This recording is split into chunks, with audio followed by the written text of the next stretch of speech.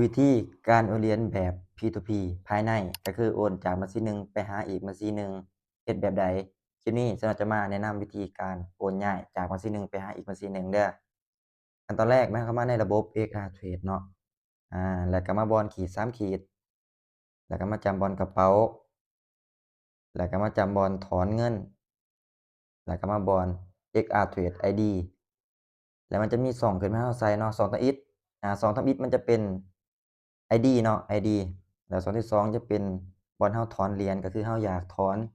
USDT บ่เท่าใดเราก็พิมพ์ใส่ให้เราออกจากหน้านี้เนาะไปเข้าอีกบัญชีหนึ่งเด้อไปเอาID มาวางใส่หรือว่า QR เนาะมันจะมี2กรณีก็คือจะมี QR แล้วก็ ID มาจำบอนขีด3ขีดแล้วก็มาบอนกระเป๋าแล้วก็มาบอนเติมเงินเห็นบ่มันจะมี QR แล้วก็ ID ถ้าว่าบ่อยากแคปก็มีแต่ว่าคัดลอกเอา ID นี่ก็ได้เนาะปึ๊บคัดลอกเอาปึ๊บแล้วก็ออกไปเข้าอีกบัญชีหนึ่งบัญชีที่เราจะโอนมาเนาะเอามาวางใส่วางแล้วช่องที่2ก็คือมันจะเป็น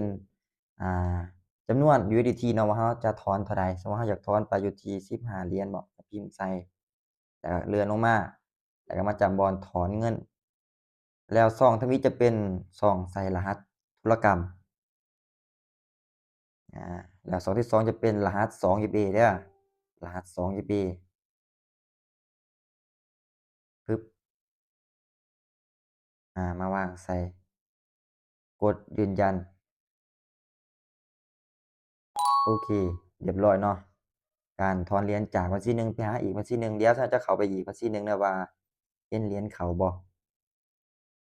รีเซ็ตบาทหนึ่งปึ๊บโอเคนี่เนาะพอโอนมาบางอย่างนี่ก็เข้าเป็นที่เรียบร้อยง่ายๆเนาะวิธีการโอนย้ายแบบ P2P ภายในเนาะก็คือโอนจากบัญชีหนึ่งไปหาอีกบัญชีหนึ่งมีแต่ว่าเบิ่งคลิปนี้แล้วก็ลองไปเฮ็ดตามเบิ่งสำหรับไผที่บ่ฮู้วิธีการโอนย้ายจากบัญชีหนึ่งไปหาอีกบัญชีหนึ่ง